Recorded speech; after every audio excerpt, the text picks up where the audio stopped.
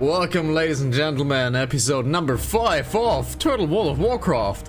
Why are we doing 5 days of Turtle-WoW of Warcraft? Because A, I'm having tons of fun. I'm having tons and tons of fun. B, we have to level something. And C, I'm very tired. I'm very tired. I've been learning a lot of stuff at work. So my brain is pretty fried, and I don't really have to think when we play World of Warcraft. So since I don't really have to think when we play World of Warcraft, we're playing World of Warcraft. So I don't have to think. I can relax a little bit. I can sit back and enjoy, and hopefully you guys will enjoy as well. So welcome to episode number 5. To World of Warcraft and chill, I guess. So yeah, a lot of good things are happening. We're getting a little bit of money. We have a little bit of gear to be updated. We have almost no quests left. So I'm very worried that we're running out of quests in Hillsbrad, which means we might have to do the thing that I don't want to do. What's the thing that I don't want to do? The thing that I don't want to do is to get into Stranglethorn Valley. Because Stranglethorn is honestly quite awful. It has one of the best quest designs, one of the best and most quests available. But given being this server, we're probably outmanned quite hard there, and there are probably so many people that it just doesn't make sense to go there. Gaming wise, it would make a ton of sense because, well, there is so much opportunity to level there. There's so many quests available. Stranglethorn is just great. It's just great. We are 31 now. We have not gotten under a tent, so we have to look into quests, because if I wanna avoid Stranglethorn, we can already tell here that there are so many quests available. I don't know. I have never really gotten into the other questing zones. I've always done Stranglethorn. We technically have not really Arati, because Arati does not really have quests. There are some quests available in Stormgate Keep, but there's not really stuff to do. I have never done Dustweller Marsh, and we see quite a few quests here in Dustweller Marsh, so Dustweller might be really cool that we go into the marshes.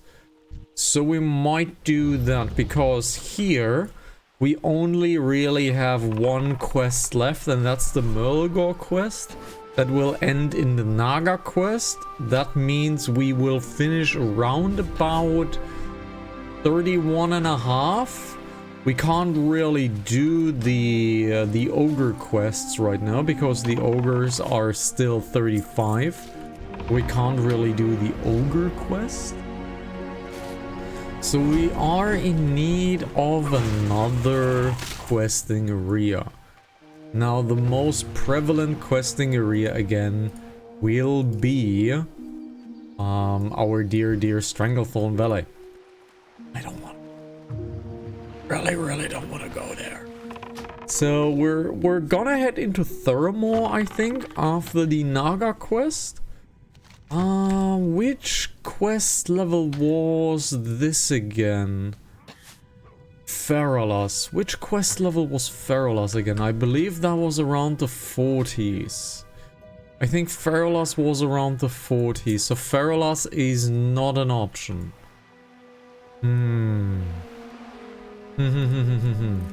What are some different zones? Let's look at it really quickly. We have Desolace available as well. Let's see if Desolace is something we can do. Oh yeah, there are some quests in Desolace. Desolace is primarily a horde questing area. But it looks like there are some quests available. It's quite out there though. Ashara was level 40, so Ashara is most likely not available for us. Let's look into Ashara. Ashara is not available for us. Ashenvale we have skipped. Stone Talon is primarily a horde zone. Nothing we can do here. So Desolace or Thuramore might be our answer. And we are currently doing the power of the hunter. We don't really have to watch whatever happens. We simply can look into our screens. Hinterlands is 40 to 50. I know that. Hinterlands is 40 to 50. Alterok does not have quests. Alterok gets all of the skills from Hillsbrad. So Alterok is definitely not an option. We're under level for Alterok. So where can we go? So let's look at it. Stonard seems to be manual quests. There seems to be quests, but they are 85. They are 35 and 38. So this zone is not available for us. So we technically have two choices. We have the choice of Desolace, and we have the choice of Thuramore. I have never quested in Thuramore ever, so I kind of tend to want to go to Thuramore. Okay, we have 8 heads already, and the game crashed. The game crashed, so we have to reboot it really quickly. So we have to reboot the game really quickly. It's because of add-ons. The game never really crashed when I didn't have add-ons installed. But thankfully, the login process of this game is really fast. And they're not locking you out or anything, so getting inside of the game, pretty easy.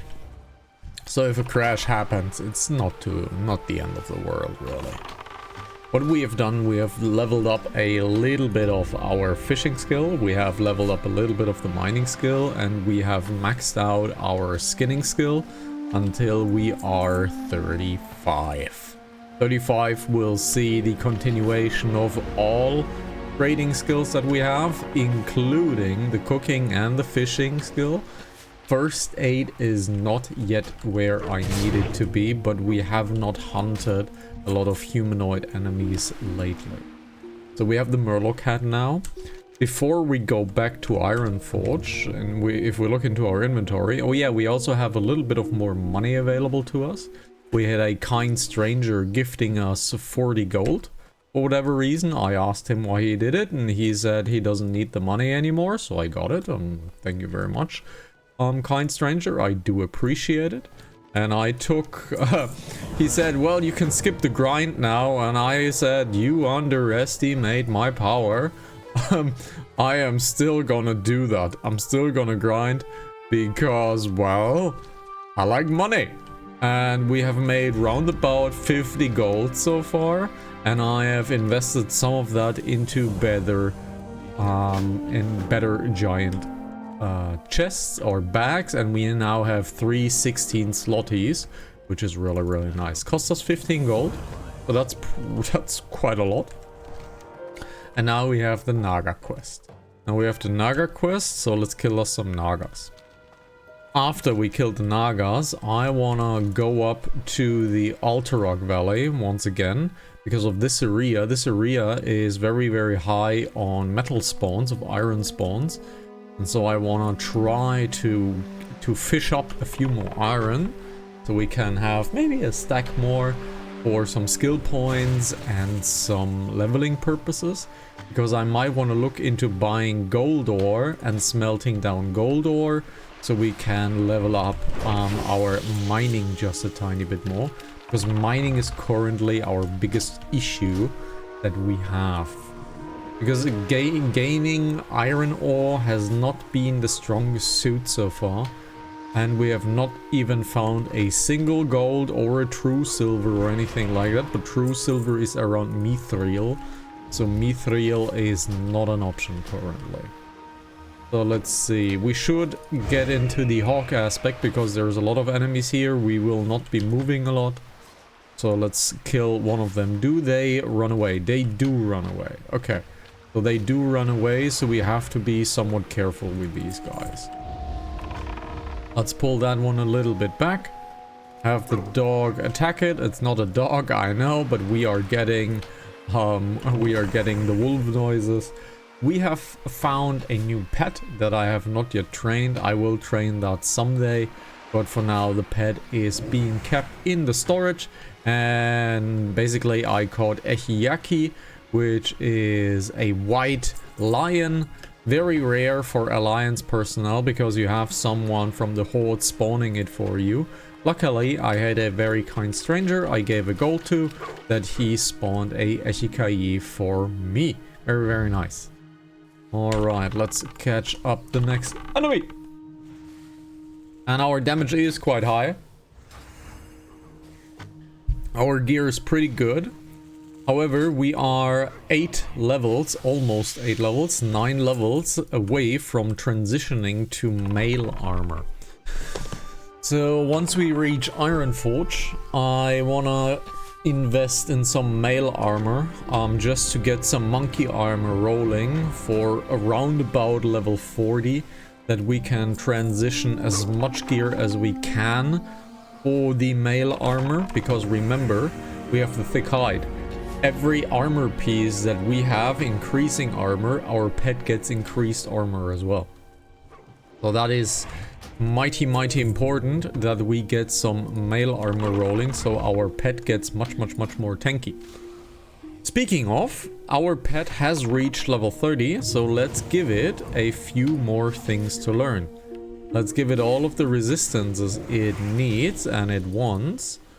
Let's see, it needs pet level 30, so great stamina we cannot train, that's interesting. We can give it growl.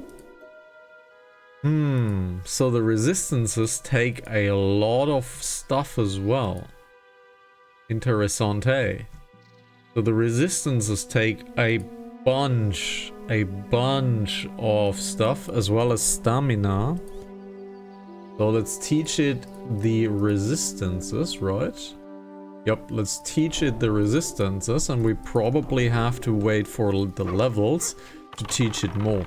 There is the possibility that a pet cannot learn all of the skills, and we might have to retrain a fox with the correct amounts of skills that we desire.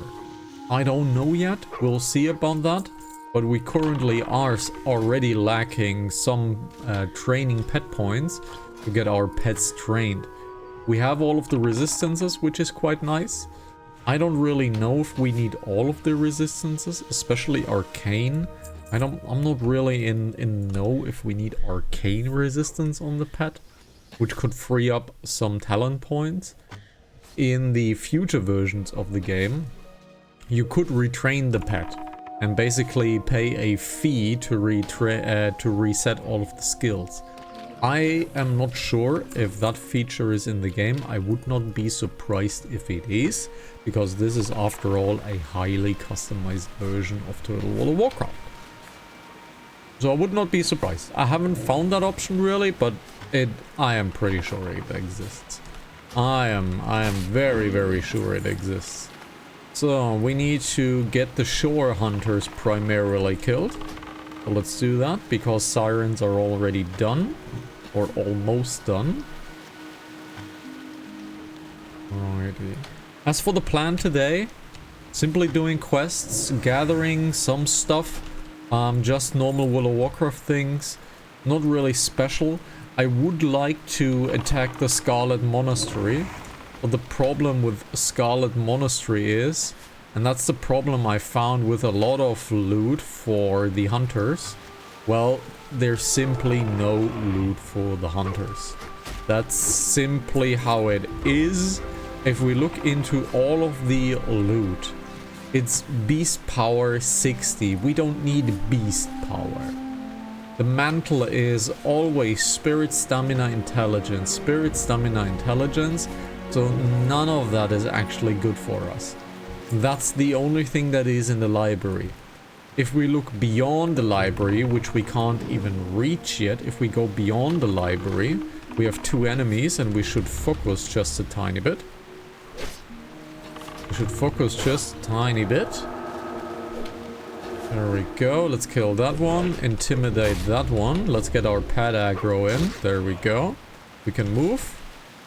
If we look into here, stamina strength, stamina strength, stamina strength. This is a 2-handed axe without any stats on it. So again, useless for us. Herald is the only boss in the armory.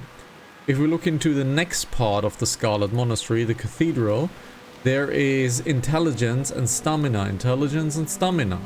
Nothing we can use. There is stamina attack power, alright, that is a usable thing. But we have stamina strength, it's a shield, it's stamina spirit. Stamina spirit is not too bad, but we don't really need to regenerate. So spirit is not really necessary for it. Intelligence stamina, and spirit. None of that we actually need.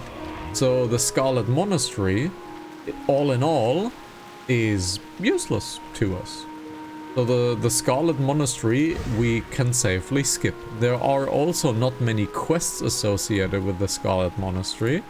So Scarlet Monastery to us is pretty much dead. Now let's look into Razor-Offen Crawl. Razor-Offen Crawl has agility spirit, dead stats. We have a stamina on hit, dead stats. We have a spirit healing, intelligence, stamina, spirit. Nothing to us. Strength, stamina, strength, agility, stamina. All of that is dead to us. So we cannot use any of these. We have stamina, spirit, stamina, strength, spirit, agility, stamina, all resistances. All in all, just a bad item overall. We don't need that. Now let's look into the next one. Now we have a stamina spirit, a shield, and strength spirit. All in all, a pretty dead dungeon to us. Let's look into the next one. The next one is Razor-Offen Downs. Razor-Offen Downs, historically really good loot. Let's look at the loot for a hunter. And I guarantee you, it is not that great. So let's get started. Let's kill that shore hunter. We have a stamina spirit, strength, agility, stamina. None of that we actually need. We have a wand over there. We have strength, agility, intelligence, stamina. None of that we actually need. We're gonna pull that siren. Yep, we're gonna pull that siren. Look at the next boss. We have a necklace with spirit. We have a stamina intelligence and we have a stamina offhand. None of that we actually need. Glutton is a strength, agility, stamina, and a cleaver with an on hit. Again, we don't need that. Now let's look into the next boss, and that would be Amnemar the Coldbringer. Strength, agility, stamina, don't need that. Intelligence, stamina, don't need that. Intelligence, stamina, it's a dagger on hit, and it's stamina, intelligence. So the concurrent dungeons for the hunter, basically trash. Let's look into the upcoming dungeons. Uldaman. Uldaman is an upcoming dungeon for the next 6 levels. So we have a bow over there, and that bow is white, and it has +3 agility. Great. Not really good. It's a +3 agility bow. We don't really need that because it's a white bow, which means it has a lower chance of general DPS. Let's look into Olaf. Olaf is double shielding. Eric the Swift is a plate armor. We cannot wear plate in any and all cases. So that is useless to us as well. We have the running boots, which is agility, stamina. However, it is only 3 stamina. Don't really need it. Revelosh. Only green items, no stats, because it's random stats. And Whiff Punish invites us to join heavyweight. I'm not feeling that heavy today. We're gonna decline because we have not even been whispered to. Alrighty, next boss. Ironaya.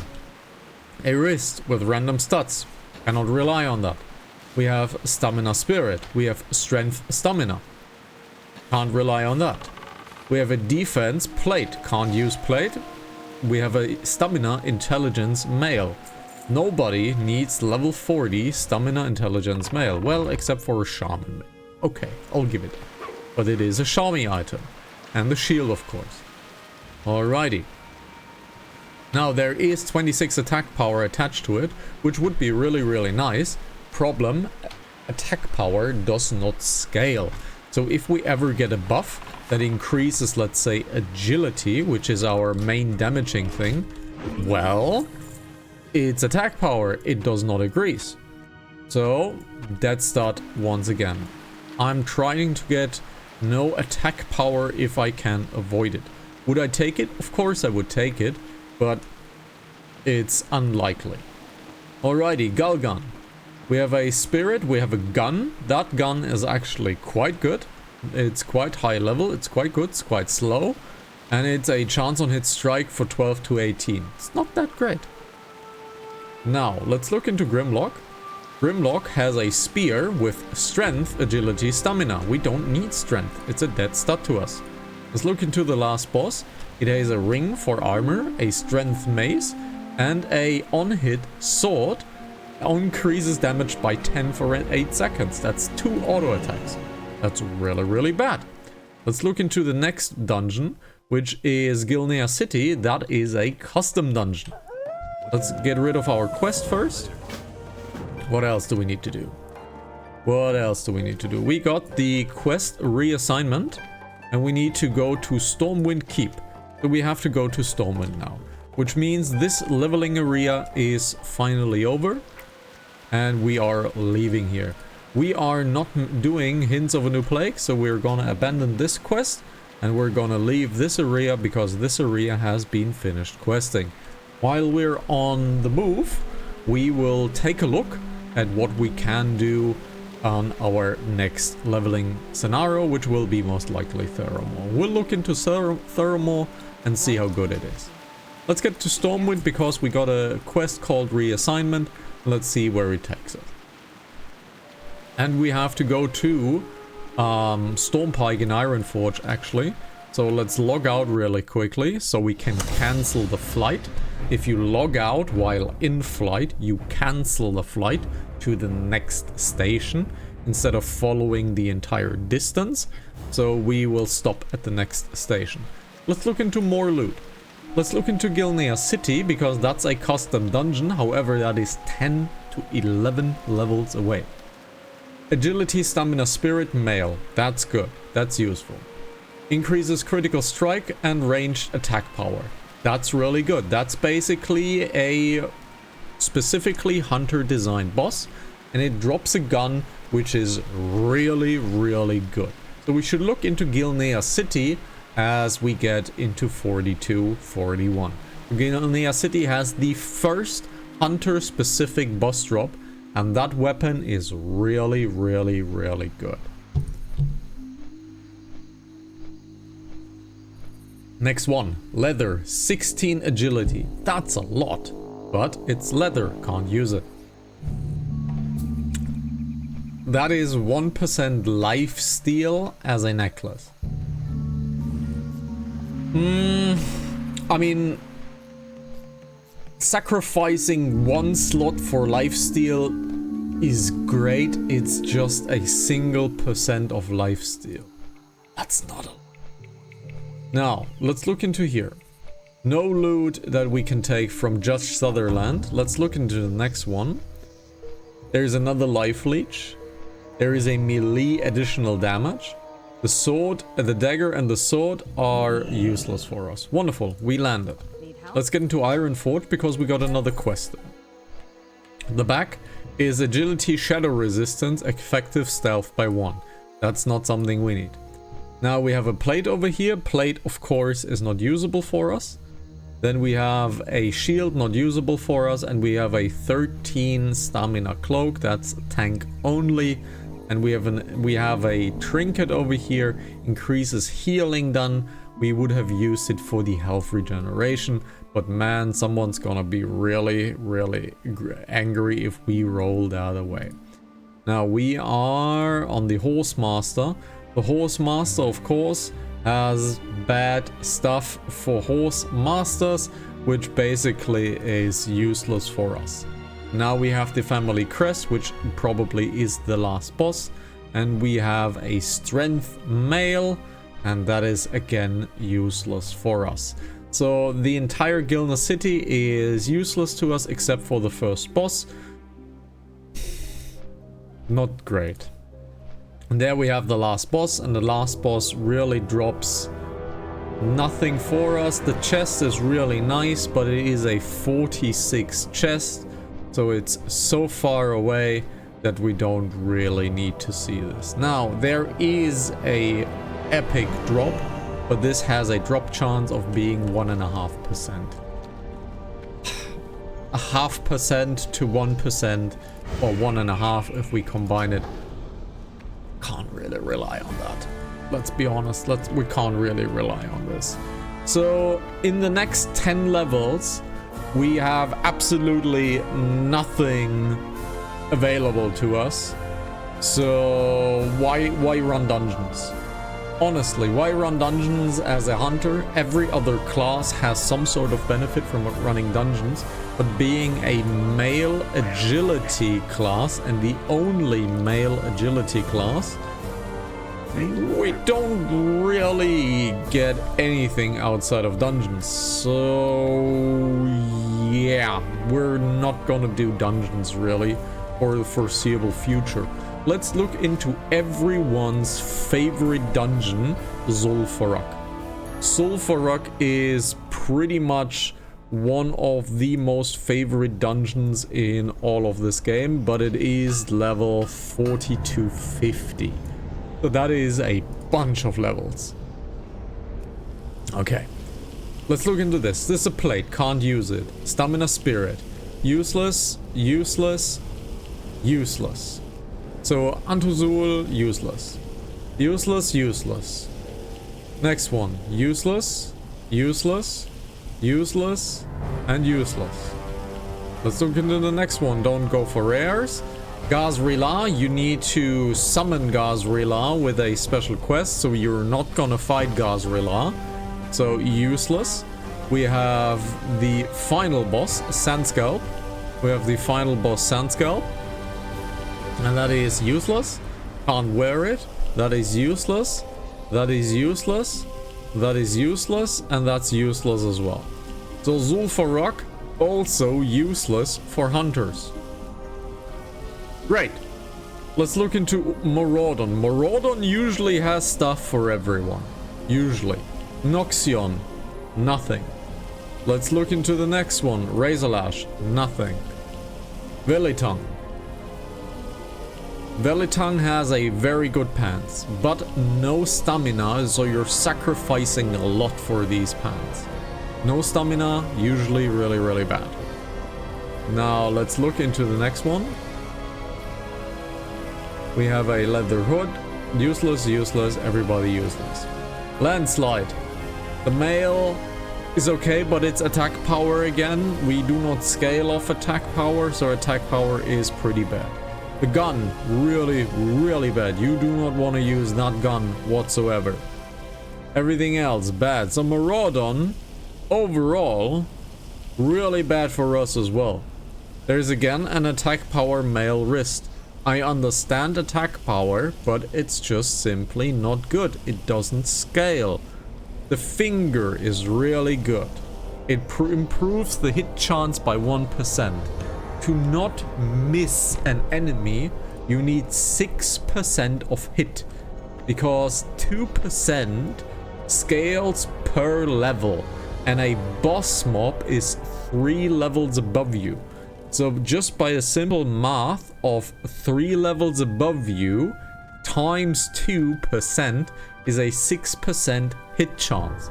So if you have a 6% hit chance, that's really nice. Now, we are a high elf hunter. We have a bow specialization of +3. That equals 1%. That equals 1%, which means that our hunter does only need 5% hit chance to be hit capped, which is a big deal, because getting hit chance on gear is really, really, really difficult. It is really difficult to get hit chance. So 1% really strong. Really, really, really strong. So let's look into gear that we can sell. We have a Aurora cloak here. I don't think that's gonna sell for anything, so let's sell it. We basically only have, let's see, what do we have? We have tangy clam meat. We can make a stack of food. We can make a stack of food. Will this sell? I don't think this will sell. I don't think this will sell. We're technically gaining 30 copper, so we're gaining 6 silver. But, who cares about 6 silver, right? We have a new belt, so let's take the new belt that we have. And let's look up 2 things in the auction house. First, the prices, of course. We want to make a bit of money. But the other thing we're gonna look up is the ability to transition into mail for monkey items as much as we can. Because about that time it gets rather important that we do not die in one hit. So let's look into iron bars really quickly. Let's look into iron bars. We have iron bars of 130 here. That really, really sucks. Let's see. We have half a gold over there. We have 80 over there. We have 75 over there. So unfortunately, the price of iron bars dropped quite heavily. So let's join the 75 train. Let's do it like this. Let's look into heavy stone. That traditionally had a lot more money associated to it. So let's look into heavy stone sales. We have a tenner for 1.5. We have a tenner for 1. So 20 for 2 sounds pretty good. 20 for 2 sounds pretty good. Yep, 20 for 2 sounds pretty good. So we're gonna get 20 for 2. So let's get this in, and this is 19. Let's put 19 for 2 as well. Why the hell not? Alrighty, we have heavy hides to contend with. Let's put in the heavy hide. Heavy hide is 15 per, it's 10 per, it's 8 per, it's 6 per. Let's just get this done for 10. 10 is better than nothing. Alrighty. So this is done as far as I can tell. Let's look into mail. Let's look into mail. Let's look from 36 to 40. I think that is a very nice leveling range. There is a lot of stuff, even it's very pricey actually. So let's look up from head to toes. As high as we can, the better it is. Let's look into monkey. And we have a decent monkey over there. We have a decent monkey over there. It's 11. It's even a high roll. So let's get a headpiece. Great. We have a headpiece.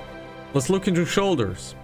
That's a half high roll. We have a shoulder. Let's look into a chest. That is a very high price. We're skipping the chest for now. Let's look into belts. We have a high belt with a low roll, unfortunately, but a gold is a gold. Let's get a belt. Let's look into legs. Legs are very cheap. It's another gold. Let's look into feet. Now you could say we could wait until level 40 and get our prices there, but why not take a good deal while we can?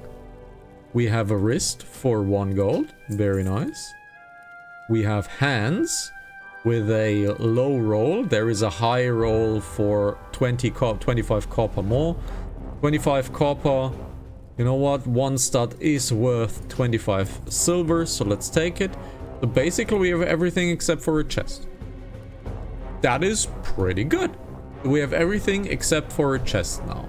That's really, really nice. Let's look into weapons, because again, weapons, we seem to not find anything of worth. So let's look into this. We have a monkey sword over here with 4 gold. And decent stats actually. It's not really high damage, but who cares, right? So let's look into this. This is 22 stats. So we have to contend with 22 stats. We're getting 9 on a single weapon, which means we're getting 18 on a single hand weapon. So that means, once again, single-hand weapons are low rolls. We're not taking low rolls. So let's look into this. Staffs, again, not available. There are no staffs available. Let's look into one-handed axes. Nothing available. One-handed swords, we have already checked. Is there a polearm available? Polearms, not available. Really, really sad. Let's get monkey out. Let's look into weapons. We have a very strong bow here, but it has strength. We do not need strength. Strength is a dead slot for us. However, we're beginning to get stats on bows, which is really nice. But the main thing we should look for is the attack speed. And the attack speed of these things suck. The attack speed of these things suck. Let's look into guns. That's a really good gun, but it's very expensive. We got gifted quite a lot of money, so we could buy a very, very nice gun. This is a very nice gun. It has 14 attack power. It is 2.8. It's really good stats, so this is a really nice gun to buy, but we're so far away, we can wait for a deal. However, we have a monkey gun here. With extremely slow attack speed, 3.0, that's the slowest it can be. So this gun would do a ton of damage. As you can see, per shot, it does double what our current bow can do, despite only being 9 levels higher, and it is a monkey as well. However, 5 gold, that is too high to invest right now. So nothing really that we can invest for now. Is there a crossbow available? There is not. Crossbows have been criminally underused in the game, and I really hate it. Like, World of Warcraft is great, but it certainly has its weak points. Like, certainly has its weak points. The weakest points are it's entirely inconsistent in balancing. Turns out, 22 years later, World of Warcraft's biggest problem is balancing. They can't seem to get it right that balancing does not become a problem.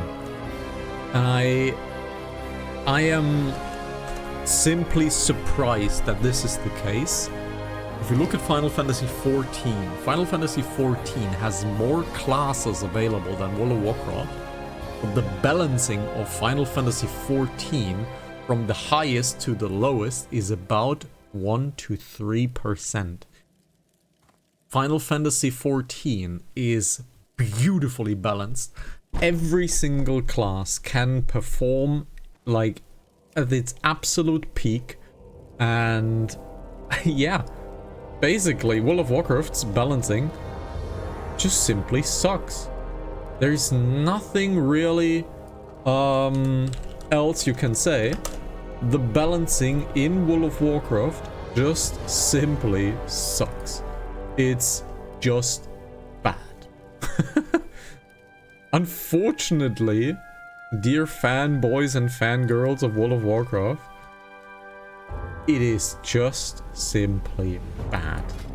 If you look at the races of World First, which is basically when a new content drops and there are new bosses to kill and new highest difficulty bosses to kill, basically you see something like 5 monks or 5 warlocks or 5 mages inside of a single raid, yet you can only see like 1 shaman or 1 paladin or 1 hunter, because the classes are so wildly unbalanced that people do not use them, and it's so sad. So sad. Oh, we didn't find any feet wear. We didn't find any footwear. Let's look into footwear. We haven't found any footwear of the monkey. Let's look into the monkey footwear. Let's look into monkey footwear. We have forgotten footwear. Male. Let's look into footwear. feet. Ah, because we haven't found any feet. Aha, okay. We haven't found any feet so far. We have a wrist, however. We have wrists, we have hands, and nothing else. Alright, that's fine. So we are lacking feet and we're lacking a chest so far. We can do that. We have found chests, just a little bit too expensive. Technically we got the money, but level 40 has another big money eater. And you know what it is if you play World of Warcraft before. But there is a mount to be bought and riding training to be bought. And that costs roughly 80 to 100 gold. So that will eat all of our money like that. And I do want to have it because our running speed is really nice at 36. Our running speed is really nice at 36. But amount is 60. So we're doubling our speed if we do that. Granted, we can't like do it immediately like we can with the aspect of the cheetah. That being said, if a travel time exceeds 1 second, mounting up to a horse is faster. You have seen the travel distances that we travel. We do travel more than 1 second most of the time. By most of the time, I mean all the time. So mounting up is really beneficial. And this is what we shall do. However, we need to find out a keybind because I'm a very old MMO player. Really old. Like I'm getting gray hair and stuff. But I'm a really old MMO kid. I've been playing these kinds of games for 24 years of my life now. So 2/3 of my life. 2/3 of my life I have spent playing World of Warcraft. And on the keyboard I have a very specific set of skills. And my fingers are basically trained to one specific set of key bindings. And I have a very specific keybind I did in 2005 when I got my first mount. And that is Alt-W for the mounting up, and I've used it ever since because I go Alt with the thumb and I go W with the middle finger, so it's a very nice move to do this for me. And well, I've ingrained it so much that I need to actually like get it lined up. So let's look into the interface options. This should be the second row. Let's look into key bindings. This should be the second right button. So this should be Alt W, and it is not, is it? No, it's down here. So it's the first button. It's not the top, it's not bottom to top, it's top to bottom in the key bindings. So we bind that to Alt W. And now we have our mounting slot right here. And this has been ingrained into my biomechanics. Like, I could do that blindly. I have it in Final Fantasy XIV. Final Fantasy XIV is a special horse as well. Because Final Fantasy XIV basically transformed how I play MMOs. Because people look at Final Fantasy XIV and say it's a slower game because the global cooldown, the time it takes for a button to be available again, is lower in Final Fantasy. That is correct. It is about 1.5 seconds in World of Warcraft, and it's about 2.5 seconds in Final Fantasy. However, that 2.5 seconds gets reduced by skill speed in Final Fantasy. So having a 2.2, 2.3 is not unusual. I'm playing Samurai and Warrior. We are at 2.4 roughly.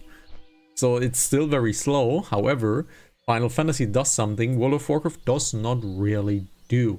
And it's called weaving. And weaving is very interesting as a mechanic. What is weaving? Well, if we look at the button, if we let's say look at our buttons right now, I am basically triggering global cooldowns right now. As you can see, it's 1.5 seconds. There is a little elliptical running around. That's your global cooldown. Now, In Final Fantasy, as you can see, almost every single button is tied to the global cooldown. There's almost nothing that is not tied to the global cooldown, except for the red button and my sword. The sword, however, triggers on the next automatic strike. So that is not really a off cooldown, because it is linked to the auto attack, which is a global cooldown. Now, I've spammed it a little bit too much, but the only skill that the hunter has that is off global cooldown is rapid fire. So let's do that. Let's wait for a little bit of mana. Let's trigger our global cooldown, and then let's trigger our rapid fire. Now, we have a little bit of mana left. Let's trigger it, and as you can see, I am able to trigger rapid fire even though I had a global cooldown rolling. That's called a off cooldown. In Final Fantasy XIV, every single class has round about 10 to 12 off cooldowns that it can press. Sometimes 6, sometimes 8, but they have many more off cooldowns to press. And the gameplay style of Final Fantasy is called a weaving global cooldown game style. That means Final Fantasy expects you to weave at least one global cooldown off cooldown between every global cooldown. So if you press double the amount of buttons in the same given time, so if we press 2 global cooldowns in 1.5 seconds to 3 seconds, but if we press 2 buttons in 2.4 seconds, Final Fantasy is technically faster by 0.6 seconds in the overall speed that we play the game. Okay, so technically, by weaving a single button between the global cooldowns, we have a higher action per minute than World of Warcraft does. Now, I do understand that modern World of Warcraft has a lot more off cooldowns, but it is not consistent and not every class has it. And there are more than many classes that do not have any weaving whatsoever. Okay, now here's what makes Final Fantasy, in my opinion, a fast game. There are many classes that require you to do the sacred double weaving, because you have 2.5 seconds of global cooldown time, and a weave takes a second to weave. So you can fit 2 weaves in 2.5 seconds, because 2 weaves is 1 second each. So you have basically half a second where you cannot weave to miss the weaving target. And many classes in Final Fantasy, not always, but every other weave is a double weave. So you have 2 actions per 2.5 seconds, and then 3 actions per 2.5 seconds, which makes the actions per minute of Final Fantasy double the amount of World of Warcraft. That is an incredible difference, and double weaving is so stressful sometimes, because the bosses of Final Fantasy are very differently designed in like the bosses in World of Warcraft. There are 2 design philosophies that really clash here. World of Warcraft is usually a very unorganized, unscripted large area, and in this large area you can position quite often as you like, and there are no set positions for most of the mechanics. You just need to dodge the mechanics. That's how World of Warcraft does it. And World of Warcraft does a lot of actions in sequence, but they're random. Final Fantasy takes a very different approach to raiding and fighting. In Final Fantasy, every single person, because it's only 8 people that raid, Every single person in the raid has a job, and you have to stand at a specific place at a specific time, and you have to react to the boss. And Final Fantasy does something, because everything has to be exactly the same all the time. That means it is a very scripted fight, and it more resembles a dance than it does a fight. So if you have a dance that you have to play with, the game expects you to know that dance. And that also means you have to do multiple steps at once. And here's the design philosophy of Final Fantasy. Final Fantasy features 4 major bosses each tier. Tier 1, Tier 2, Tier 3, Tier 4, 5, 6, 7, 8, 9, 10, 11, 12. So it's basically a 4-stage fight. Stage 1. Pretty much everybody can do stage 1. They're not that difficult. There's usually nothing really new in stage 1. In stage 2, they sometimes try new things. Most of the times mechanics are recycled. In stage 3, new stuff happens, and they do stuff that has been very rare, and they take mechanics, repurpose those mechanics into new versions, and just hammer you with it. And stage 4, they just try the most funky shit you have never seen before, and they just crush you with new things you have to figure out on the fly. Now, all of these 4 stages have one thing in common. They're a dance, which means they're throwing 2 to 5 mechanics on you at once. So it is not unlikely that you get 4 debuffs with 4 seconds, 12 seconds, 28 seconds, and 40 seconds.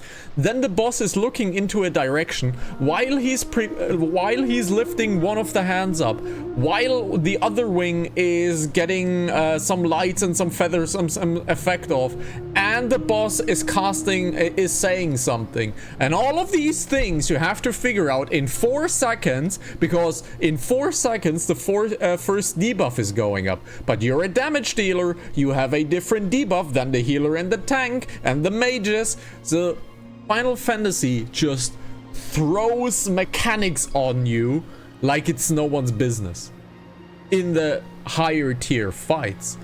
And it is quite funny and magical to see how people just move together.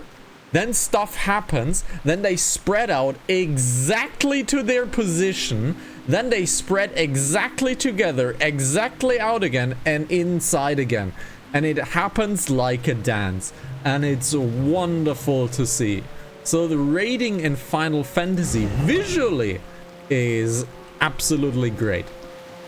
One thing Final Fantasy does much better than World of Warcraft is music.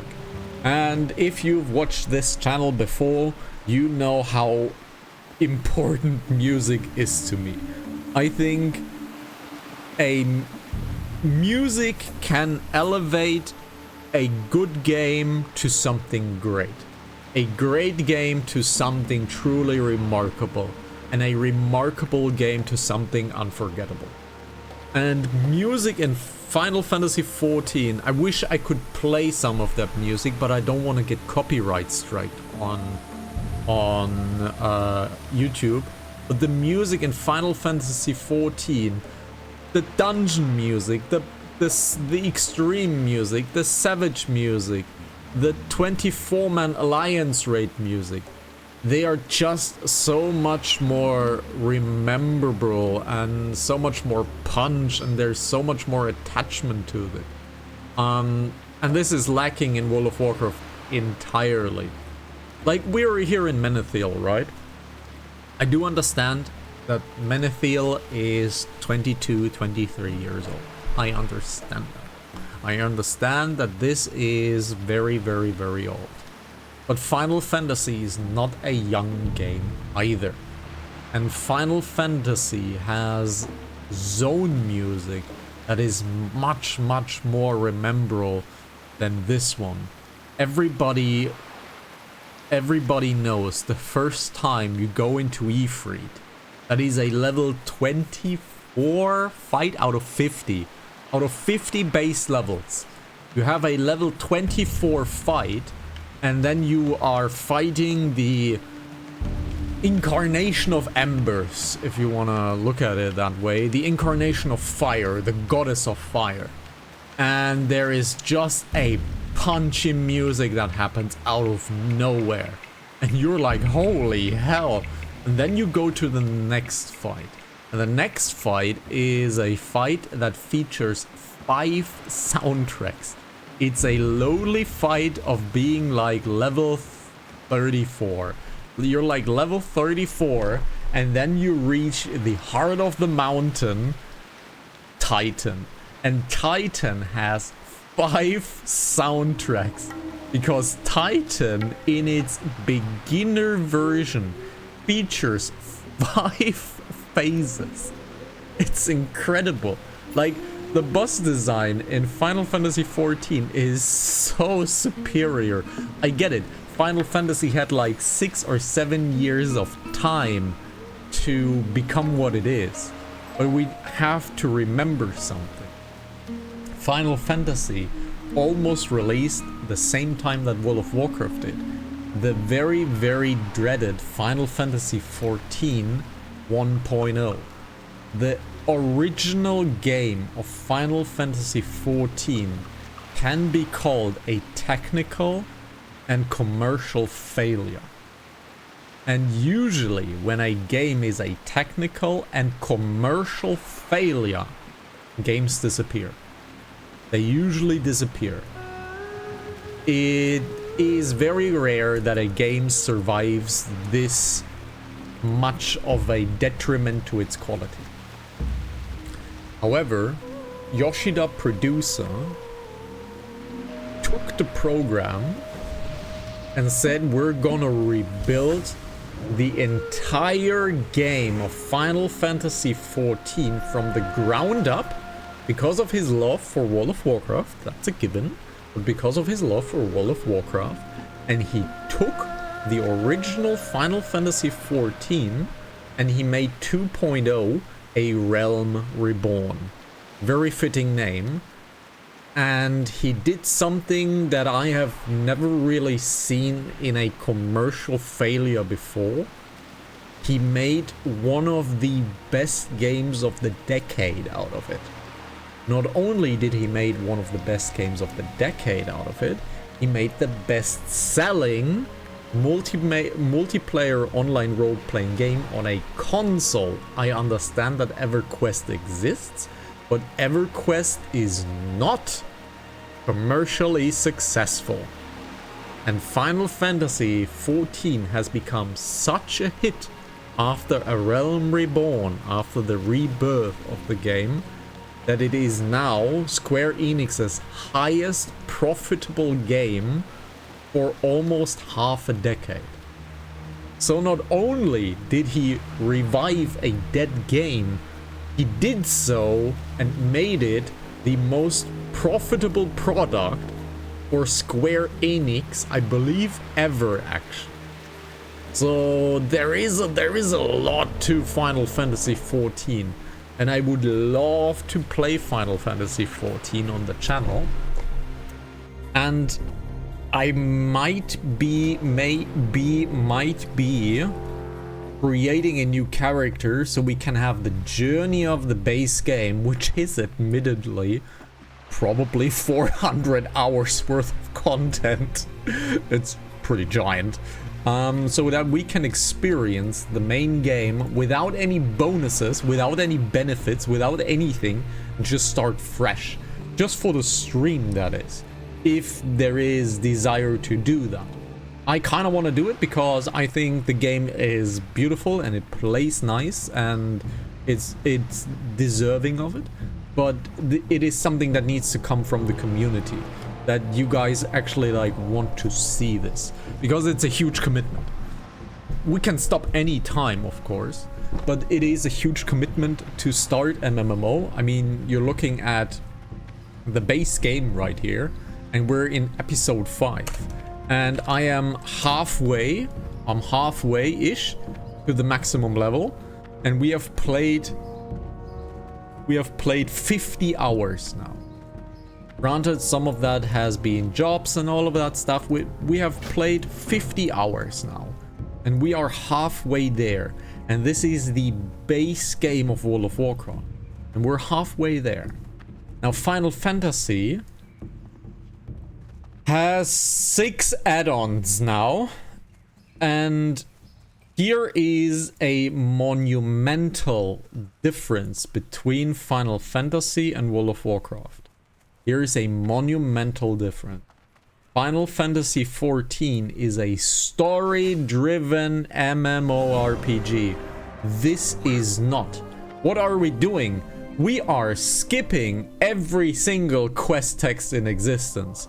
We are simply following a quest log. We're following a map. We're killing things. We're looting things. And we're turning it in. That's all that happens. Do we have any idea what the story here entails? No, we absolutely do not. The story in World of Warcraft is absolute trash. Because the delivery of said quest is absolute trash. In Final Fantasy, it has something called a main story quest. A main story quest, or we abbreviate it to MSQ. We abbreviate it to MSQ, main story quest. It has cutscenes. It has camera angles. You are being put out of the character. There is dynamic camera movement. There is a speech bubble popping up on screen where characters are saying something. Or better, there is voice acting in the game.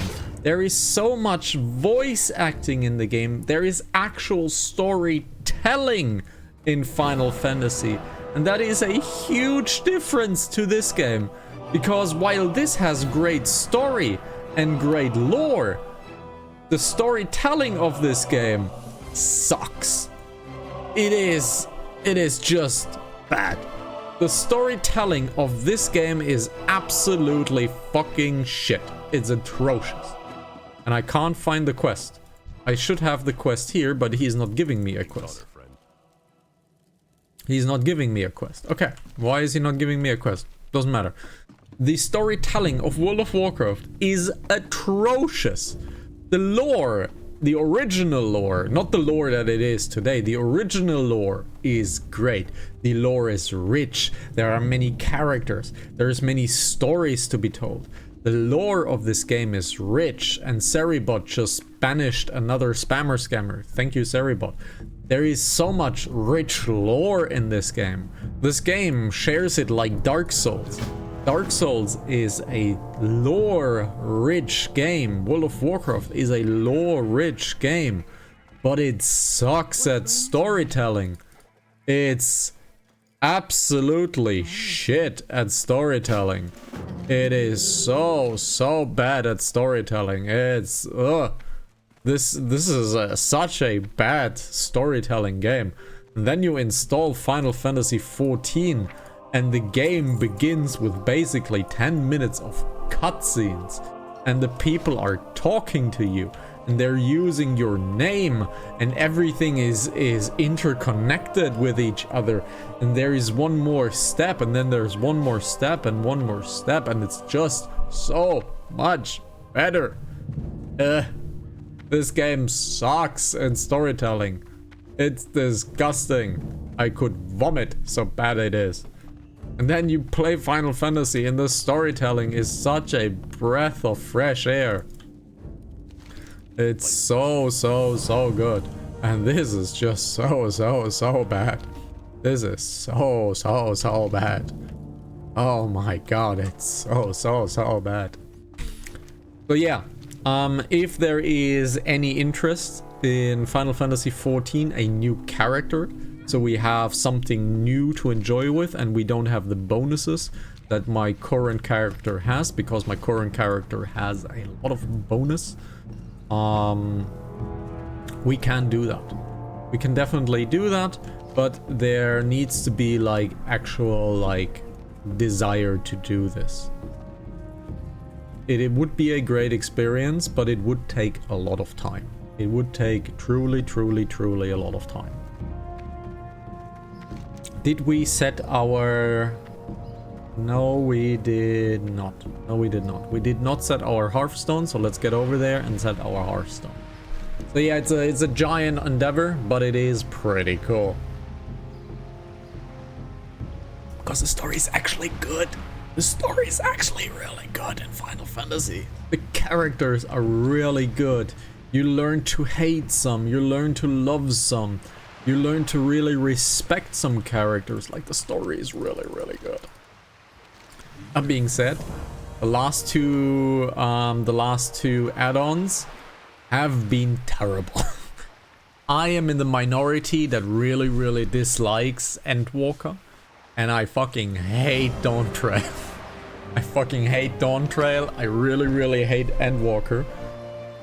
The predecessor to Endwalker, called Shadowbringers, is what I call the best MMO expansion of all time.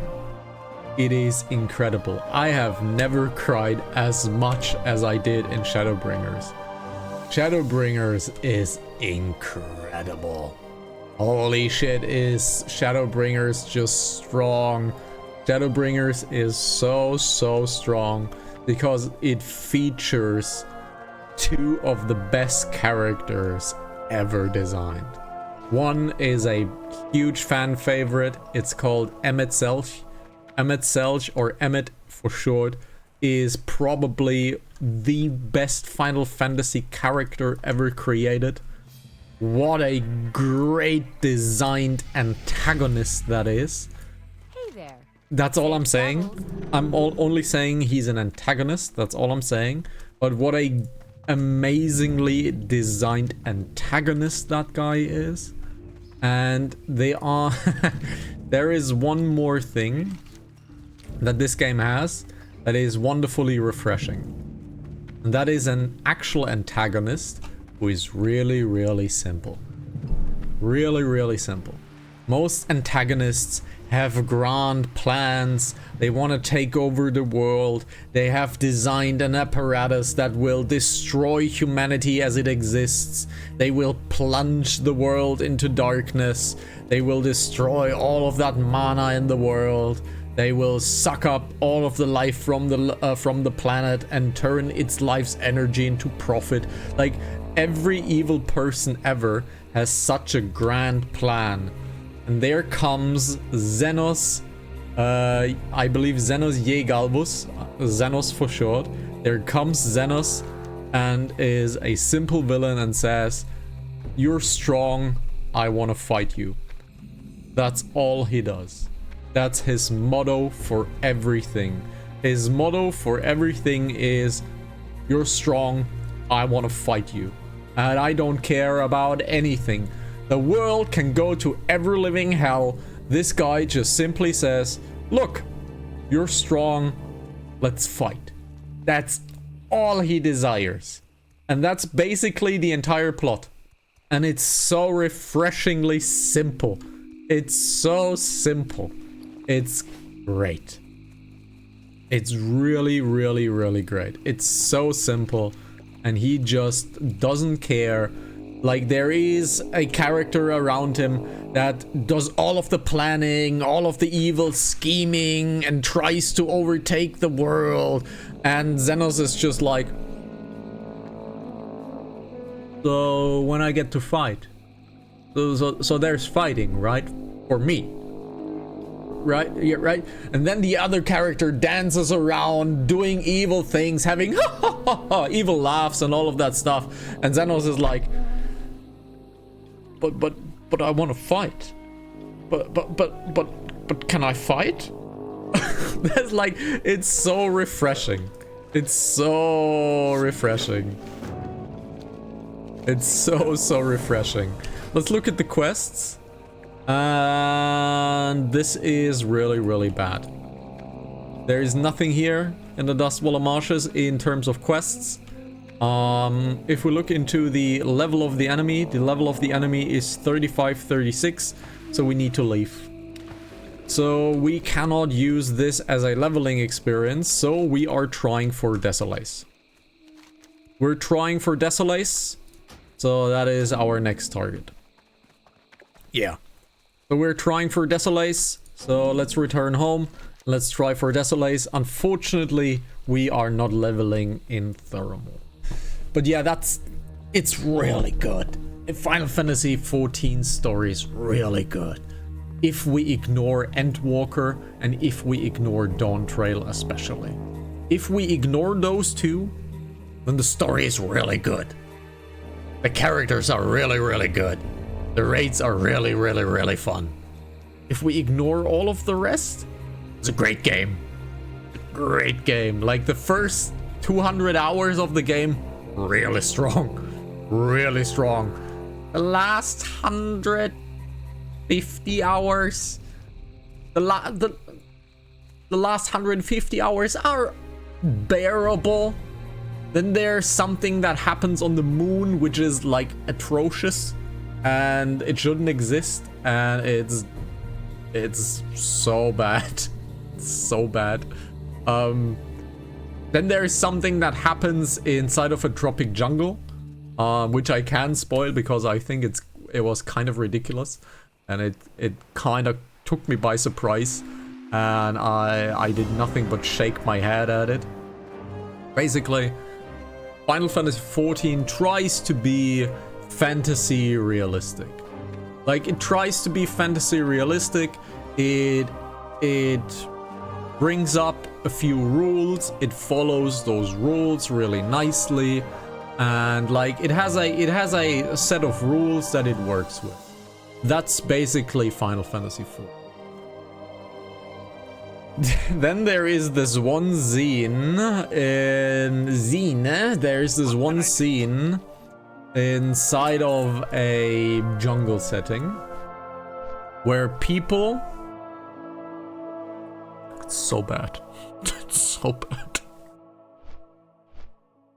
Where people are turning into monsters because they're scared. So because they're super scared, they turn into monsters. Okay. That by itself is ridiculous, because we had literally the world was ending in another part of the world. We stopped the world ending there. We stopped basically all of the gods from rampaging and ravaging all of the lands. But now people are turning into monsters because they're scared and they're frightened. A little weak. It's a little weak. And then a woman with her infant child is running away from people turning into monsters because they're scared. And the mother is getting scared as well, and she has her infant, right? And the black dust is coming out of her body, and she fights against being scared, and she tries to be strong. And she did it. She overcome that fear. But then a monster strikes her down, and here's the ridiculous part.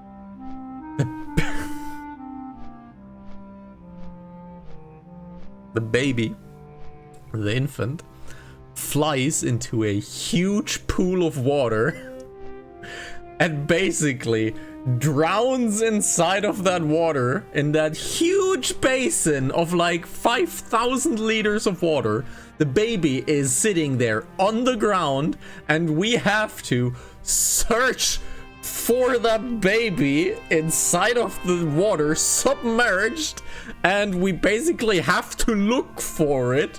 Roughly takes 30 seconds to a minute while the infant is submerged in water, and we have to pick it out of the water by manual action. I kid you not, by manually clicking on that thing and waiting for a bar to be filled so we can take the infant out of the submerged water.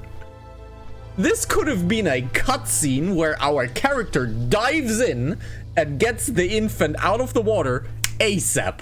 Like it could have been a cutscene that our character heroically dives in and saves the infant child, because clearly you can't save the mother. She just got struck down by a monster, so you can't save her. But there is an infant drowning, so this could have been a cutscene. But no, the cutscene ends with the mother dying, and then we have to look for the infant child ourselves inside of that water basin where it basically drowns. I don't know, but if a child is submerged in water for more than 1 minute, I think that's gone. I think that is a goner. I'm sorry to be morbid, but that child is gone. I don't really think that infants are subnautic species of humans. They don't have gills. So that was absolutely terrible. I saw that and I couldn't believe my eyes. Coming from the strongest expansion ever made, Shadowbringers, to this?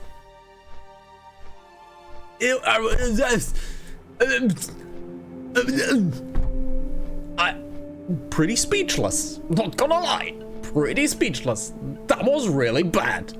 And that's not even the moon thing, because the moon thing is even worse. The moon thing is even worse. In multiple stages, there's 2 things on the moon that make absolutely no fucking sense at all, and it wasn't used for 1.5 years, and 1.5 years later it was used, and it was pretty damn stupid. So yeah, Endwalker is pretty bad. Pretty bad. Coming from a very strong add-on, like the strongest add-on I have ever seen in an MMO. It's an incredibly strong add-on, and it just shits the bed everywhere. And then Dawn Trail happens, and Dawn Trail shouldn't exist. That's just what I'm gonna say about Dawn Trail. Dawn Trail shouldn't exist. It's only bad. Dawn Trail is only bad. I hate it. I really hate it. I love the game. I have absolutely no desire to play it. We will play it in the coming next month, because Final Fantasy features something called a relic grind. What is a relic grind? Every weapon, or rather every class in Final Fantasy, defines itself through the weapon. So each weapon defines a class. Sword and Shield is a paladin. A spear is a dragoon. A big 2-handed axe is a warrior. A katana is a samurai. A spellbook is a summoner. And so on and so forth. So a weapon defines a class. There's something called a relic weapon grind. It has existed since the ever beginning of Final Fantasy XIV, and every single add-on has one relic grind that extends through the entire add-on after a certain amount of time. And this after a certain amount of time will be happening soon. So the relic weapons of Final Fantasy XIV's Dawn Trail will release soon. And I want to get my main weapons, of course, relic grinded, because I always do that, and I think it's really cool, because these weapons look really nice, and that's mostly why you do it, because you have a fashion fantasy, and fashion fantasy is basically half of the endgame. Half of the people play Final Fantasy XIV because they can make their character look cool, badass, sexy as heck. Whatever you desire, really. You can do ridiculous as well, but people quite often choose to have relics as part of their glamour, of their style for fashion fantasy, and this is my main purpose as well. And the last relic grind of Endwalker was nothing but trash. It was the laziest excuse of a relic grind ever made. I won't really spoil what it is, but it is boring, it is lazy, it is unexcusable or inexcusable to do it that way. And they promised, after the huge backlash it got, they promised to do something that has worked before. And that is called a field exploration. And the field exploration, the first one was called Eureka, and the second was called Bosnia. And we're getting a new one, which we don't know the name yet, but it's called a field exploration. What is it? It is basically a giant zone just like this. And this giant zone has monsters, events, quests associated to it. And there's just a concentration of 96 players, or whatever they decided to be, that is just in this very concentrated area. And just stuff explodes and dies and kills everywhere. So it is a very high intense, very high action group effort, because people group up actively. This is one giant group effort, and people basically just band together in packs of 40 and they just run and smash the things. And there are some really cool fights happening in every single field exploration. There is really cool stuff. There is chaos everywhere. There is lots of fun to be had. And this is what we definitely will do on stream once it releases. The release cycle of Final Fantasy is Tuesdays. And once Tuesdays happen, we will focus a good 1 or 2 weeks at least on the Final Fantasy field exploration, because it gives me an excuse to play Final Fantasy again, which I really like. But it is also just pure chaos, it's pure fun, it's pure mashing buttons, and it's just destroying a lot of enemies while having a good laugh. And this is what field explorations are. This is what Final Fantasy should have been in Endwalker. Unfortunately, it was not. And yeah, we're getting field explorations back, so I'm very excited. So we might combine that. We might combine that with the leveling of a new class. So we level in downtime. However, to not burn out ourselves of Final Fantasy, because that's actually a thing that happens with MMO. MMOs are very notorious for this. You can burn yourself out of an MMORPG if you play it too much. And I know from past experience that I do tend to burn out when I do Savage raiding, the really hard stuff. So I tend to burn out quite quickly, but that's also because the raids in Final Fantasy are pretty difficult. Like, they do get quite ridiculous at the high end, and they're getting stronger and stronger and stronger and harder and harder and harder.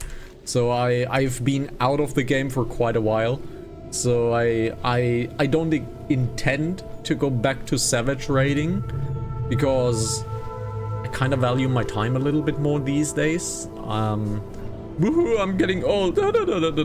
But if you wanna kill a single Savage boss, prepare to spend 6 to 12 hours on the first twos, and if you're unlucky, prepare to spend up to 20 hours to kill one of these bosses. And if we have 4 bosses, that's like 80 hours of pure training. We just do nothing but die and die and die and die and repeat and repeat and repeat and repeat. And it's 40, 50 to 60 hours in general, where you just train these 4 bosses. Now that itself can be really fun, and I like figuring out the process, but I've been doing this for 25 years. So I kind of get a little bit burned out sometimes. I usually kill the first 3 out of the 4 stage bosses. The 4th stage boss is usually too much time investment for me, because I don't have a so-called static group. 7 people that I know that I raid with, I go with randoms. And if you go with randoms, that has the tendency to be very unstable and very unpredictable. So yeah, that I tend to not do that, really. Now, let's get into Desolace. How do I get into Desolace again? Let's see. How do I get into Desolace again? Is there a tunnel? I believe there was a tunnel down here to get into Desolace. There's also the Talon Deep path. So this might be the tunnel that I was referring to. Let's have a little bit of a journey because I'm talking right now and there's not much really to do. We still can go to Stranglethorn. I know. I kind of don't want to do that. To go to Stranglethorn because you know how it is. Alright. So let's keep on walking, and I would walk 500 miles. And so yeah, field exploration hopefully is a lot of fun. I have a few friends that I might join voice calls with. We can have the grind together and all of that. Because in general, the rally grind is usually a huge community effort, and no one does the rally grind on its own really. And yeah, we will definitely enjoy that. It is a lot of repetitive content. It is a grind after all. A grind defines itself on repetition, so there will be a lot of repetition in it, but it's also a really good way to just chill out, brain off, just like World of Warcraft right now, and just play the game. That's a really good way to do it. And there are a few benefits of a rally grind. One of the biggest benefits of a rally grind is you can learn how to play a class. Now this might be very obvious, right? But you're doing repetitions, and I've mentioned earlier before that the actions per minute of Final Fantasy is really high. So to see that that you get routine into it and you know how to play, well, you need to get repetition in, right? And you do that simply by doing the rally grind, and it really works quite well. Now, I have absolutely no idea if that is the right path to take, but it doesn't look like it. Doesn't really look like the right path to take, but we'll see. It is on Red Ridge, and it looks like a good path to take. So let's take the path to Red Ridge because it looks actually like the right path to take, so we can turn into Desolace. Very cool. Alrighty. So we will be reaching Desolace pretty soon. Very cool. Very nice. So that is definitely what will happen the next few weeks. Now, there will be a stream on Monday because my trainer basically told me today, oh well, I can't come in on Monday because my car is broken down and it needs to go into the shop to be fixed. And I was like, okay, so I'm staying home. Well, that's so unfortunate. So I'll be going in on Friday. So there will be not a stream on Thursday and Friday. Maybe Friday, because it is Friday after all. Oh, it is Wednesday, my dudes. That's what today is, of course. But yeah, there will not be a stream on Thursday next week. There will be a stream on Monday because my timing, my on-site dates did get shifted. So there will be a stream on Monday, which is really cool. And we'll return to, I don't know what we're gonna play. We might play World of Warcraft. We might play some Pokemon. We might play something entirely different. I don't know. I have only suggestions really in this. I don't tend to make plans anymore on this stream. Every single time we did a plan on this stream, it kind of backfired and it kind of went haywire. So we're not gonna do plans currently. We're gonna do suggestions. Okay, Desolace was going up here, down here, into this grove section right here. So, can you stop hitting me? Thank you. Oh, nice graphical glitch on the minimap. So, yeah, that's the plan for next week.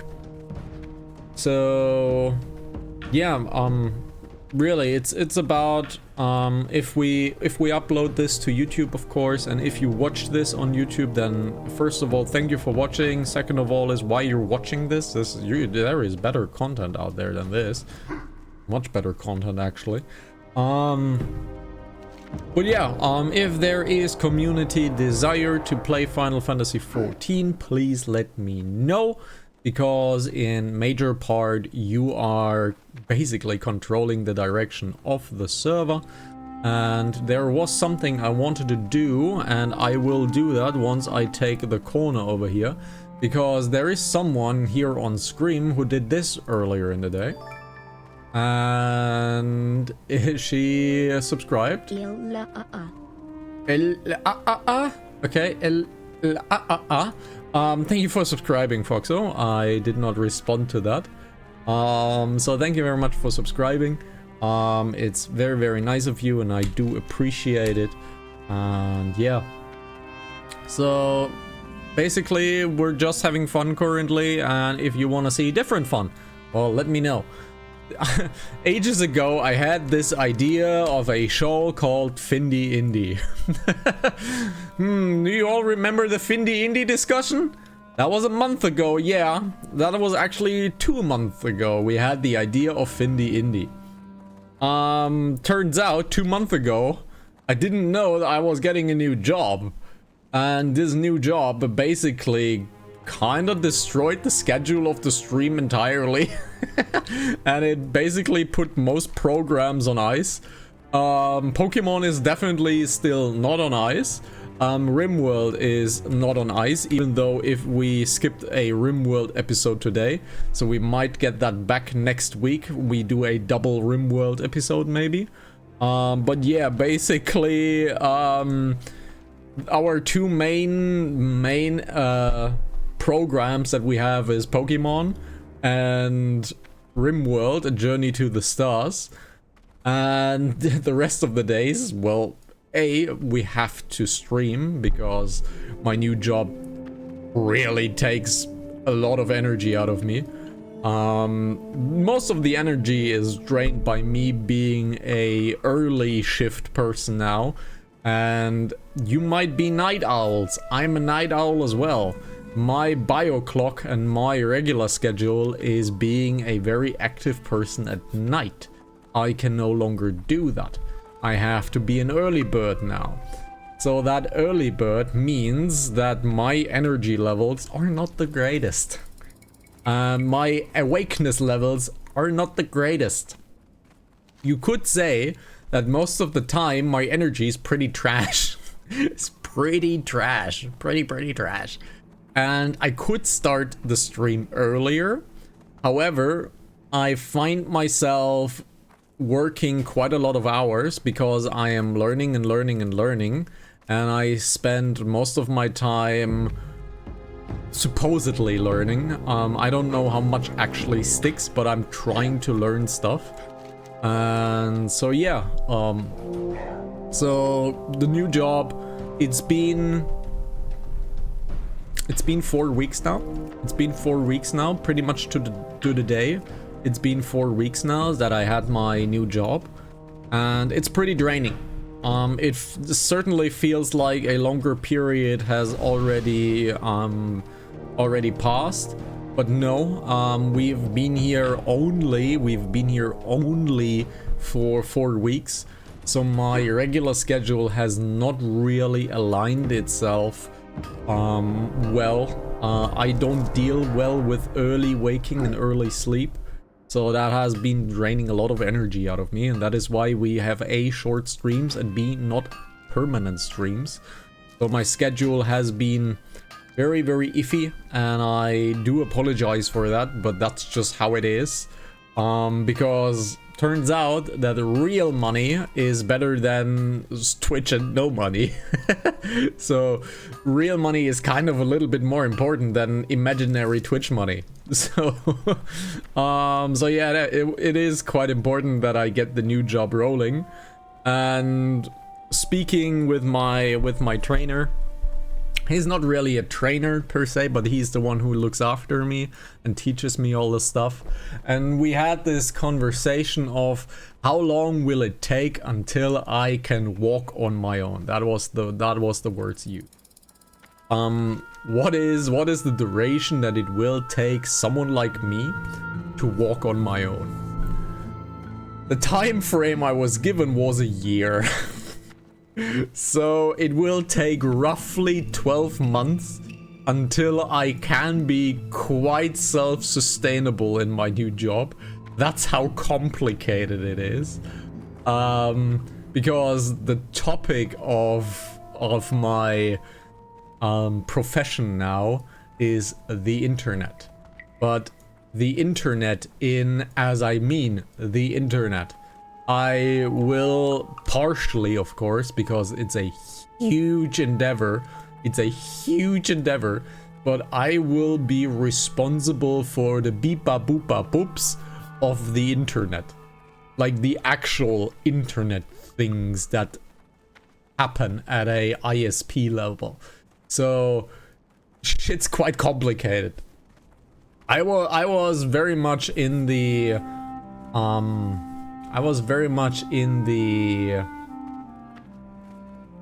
pretension that I knew about networking and all of that stuff, and I thought I knew how networks work, and I thought that I had like a good grasp on IT and the electronics and the world of the beepa boops and the routers and the switches and all of that stuff. And then I took the job at the engineering level, and I was like, I have no idea what's happening here. This is so deep. This is such a complicated mess of configurations and communications and interconnections. Turns out, being a nationwide internet service provider is kind of a big mess.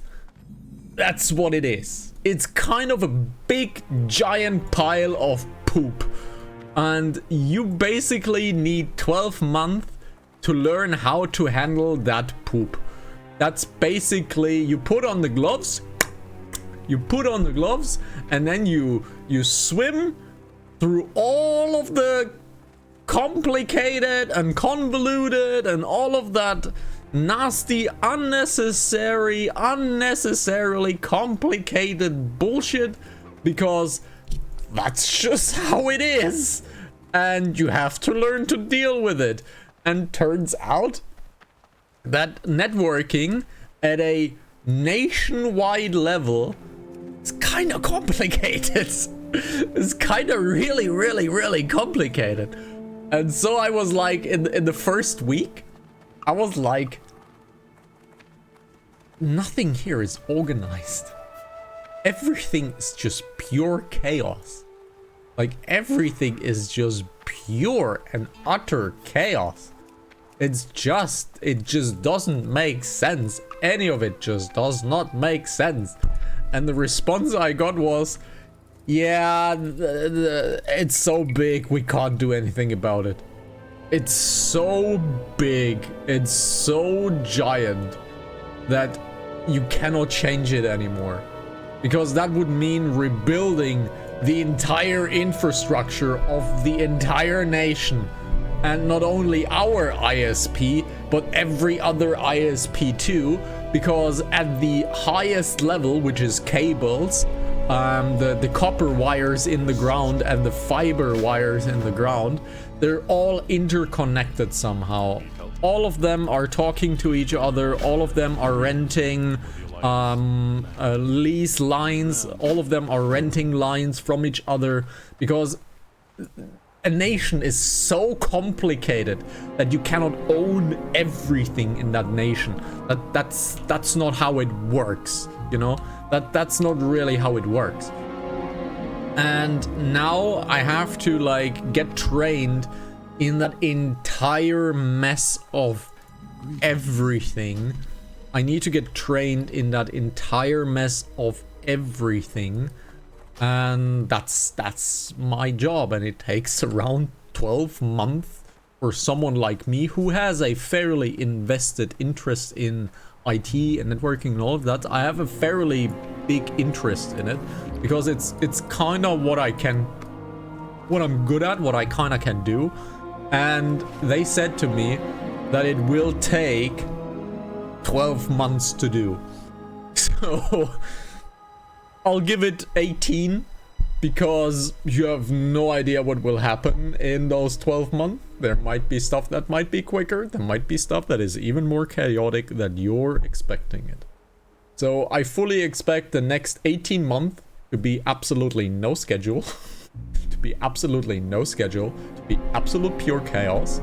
And at the end of the day, I can call myself the idiot of the internet. Which is quite a good title to have. So we're ending this episode today. I'm kind of tired. We have streamed 2 hours. And we will return on Monday. Today's Wednesday. Today is Wednesday. We will return on Monday. But basically the next 12 months of Hanazaki TV is, I don't know. That's basically it. I will not have a schedule. We try to keep our 2 main programs, which is Pokemon and RimWorld. We're trying to keep those 2 main programs on Monday, Tuesday, and Wednesday. We're trying to keep those, but outside of that, no clue. So thank you very much for watching. You know where to find me. Come inside the chat, talk to me. Give me a pun, throw me a dad joke, something like that.